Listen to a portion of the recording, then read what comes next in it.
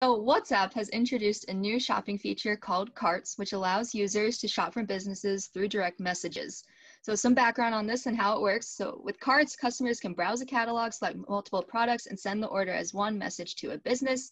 The new feature adds a shopping button, which looks like a storefront icon to access a business catalog. And then when you're visiting that business catalog, WhatsApp users can click on the Message a Business button to start a conversation, or use the Add to Cart option to place an order with the business. I think this is so cool. I utilize chat functions on different retailers' websites all the time. And I love that they're trying to implement that. Just put it all in one cart. You can buy it all in one place. And WhatsApp is so like universally used. I think that this is definitely awesome. So Emma, I gotta ask for all the Emma the Intern fans out there who are talking to me about you every day, who are like, yeah, I love that like younger Gen Z perspective. Like, what are you when you say you're chatting with retail brands all the time? Like, what are you doing? Paint that picture for us.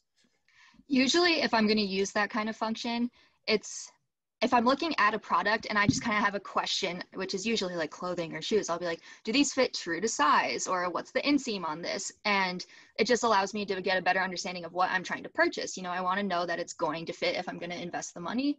And the people on the chats can answer all of those questions. So you're in the funnel chatting already. Like that, Yes. this isn't like a post-purchase customer service chat interaction. You're like in the purchase funnel trying to make decisions. Okay, that's huge. I hope everyone listening really recognizes this. And I have a clarifying question for you, Emma. What's your expected response time from this chat?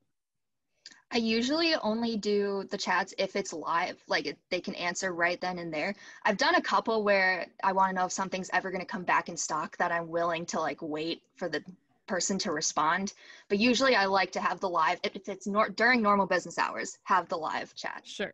And you find that that's consistent across most of the sites that you're most of them. Yes. See, go ahead, Chris.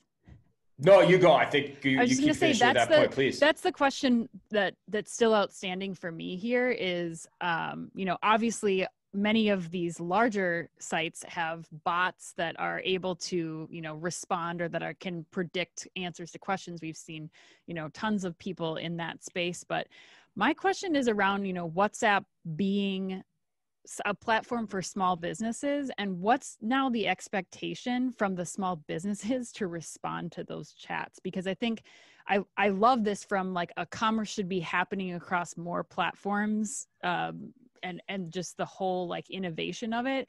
But, my questions still come down to, and one other clarifying thing about this is that while you're able to batch an order and send it, you're still not transacting in that WhatsApp transaction. So there's still somebody on the other end that has to process that transaction.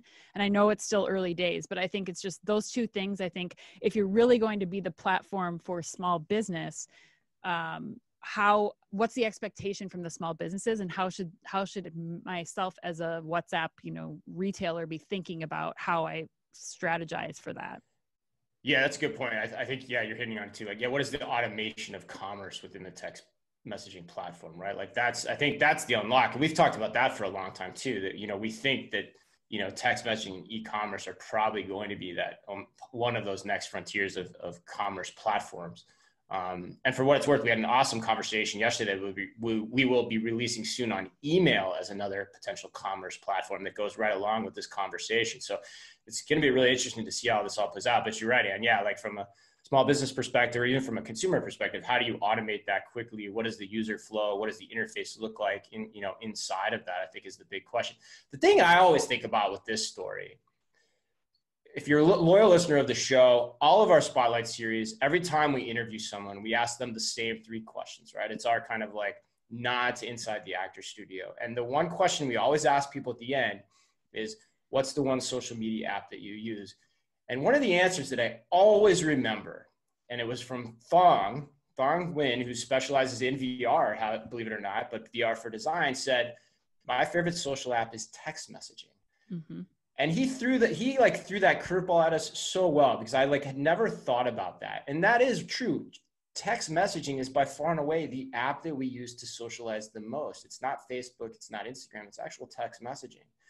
And so tapping into that for commerce, there's something there. There's a huge there, as one of our buddies would say. And so that's what I'm fascinated by. And the fact that we're now seeing this come to play, in addition to all the stuff we've had with Instagram shops and whatnot over the last few weeks, I think it's pretty cool. Yeah. And I think that, the thing about messaging with Thong said, and I think, which is a consistent theme, messaging or emails, is that everybody's used to that platform. It's part of your natural behavior to be communicating with people that way and to expect responses or get more information in that way from, your local donut shop, which Mrs. OmniTalk contacted via DM at 10:30 at night to make sure that you can pick up donuts the next morning at 5 o'clock in the morning, to the major mass retail out there. Like, this is something that you should be putting resources and effort towards if you're any kind of retailer. Yeah, it seems like a great thing to start exploring. And I think one of the other things I've learned after doing this for 3 or 4 years is if you don't start the experimentation, it's really hard to catch up. And that's why we rail on like the things with VR too. It's like, that's not the place to be experimenting. Use your money to experiment on the things where you really will get behind.